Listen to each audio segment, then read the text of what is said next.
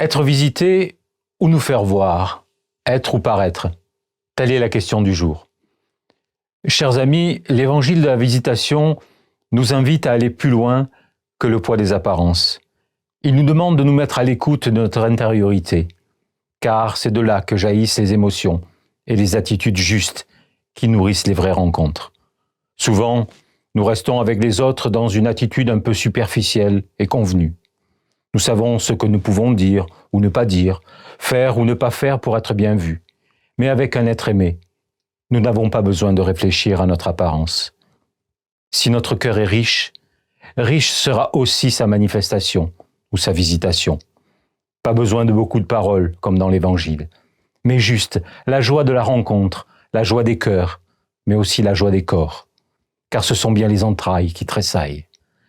L'Évangile n'est pas un code de politesse ou de bonne manière. Il nous donne aucun conseil ou protocole, ou quand il en donne, c'est pour nous conseiller de nous mettre à la dernière place. Dieu nous parle avec la vérité de l'amour, simple, caché, mais débordant d'une joie profonde. C'est ainsi que l'amour vient habiter nos cœurs, et c'est probablement ainsi que Jésus veut naître dans nos cœurs. Il nous faut quitter la région du paraître, afin de descendre dans l'intimité de notre cœur.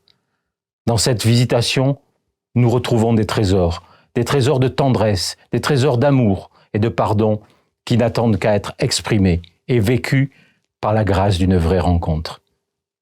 Alors, être visité ou se faire voir, telle est la question.